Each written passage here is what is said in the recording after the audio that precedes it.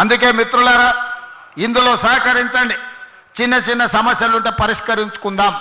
కోర్టుకెళ్ళి సంవత్సరాల కొద్దీ తిరిగి అడ్వకేట్ల ఫీజులు ఇచ్చి రావాల్సిన నష్టపరిహారం మనకు రాకుండా పోతే ఈ ప్రాంతంలో భూముల రేట్లు కూడా ఎక్కడికి పెరిగిపోతాయో తెలియదు. ఆనాడు కూడా మీకు వచ్చే నష్టపరిహారం తక్కువ వస్తే మీరు ఏమీ కొనుక్కోలేని పరిస్థితి వస్తుంది.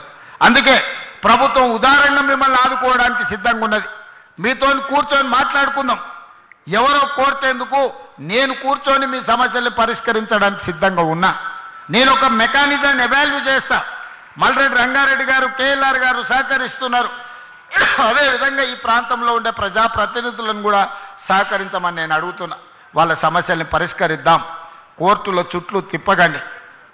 ఓ సినిమాలో చెప్తారు, కోర్టులో ఓడిపోయినోడేమో కోర్టులోనే ఏడుస్తాడంట, కోర్టులో గెలిచినోడు ఇంటికి వచ్చి ఏడుస్తాడంట.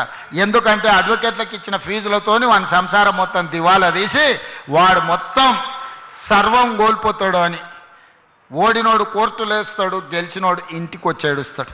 అట్లనే ఈరోజు మీరు న్యాయవాదులను బతికించడానికో లేకపోతే రాజకీయ పార్టీలు ఉసిగొల్పితే వాళ్ళ చిక్కుల్లో మీరు పడకండి.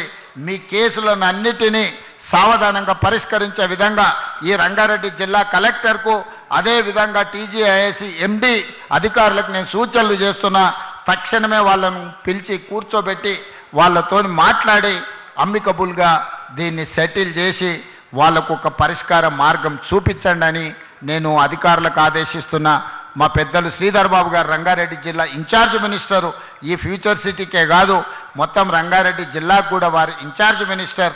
వారితో కూర్చోండి. మీరు కేఎల్ఆర్ గారో, మల్రెడ్డి రంగారెడ్డి గారో, లేకపోతే ఇక్కడ ఉండే కార్పొరేషన్ చైర్మన్ల సహకారం తీసుకొని కొద్ది మంది రైతులు అక్కడికి వెళ్ళి కూర్చొని అవుట్ ఆఫ్ కోర్ట్ సెటిల్మెంట్ చేసుకుందాం. కోర్టులో కూర్చుంటే చట్టానికి అనుమతించేదానికంటే ₹1 కూడా ఎక్కువ ఇవ్వడానికి లేదు. కానీ కోర్టు బయట కూర్చొని కన్సెంట్తో చేసుకుంటే మనం కొంచెం లిబరల్గా మీకు నష్టపరిహారం ఇవ్వడానికి ఉంటుంది. ఏదో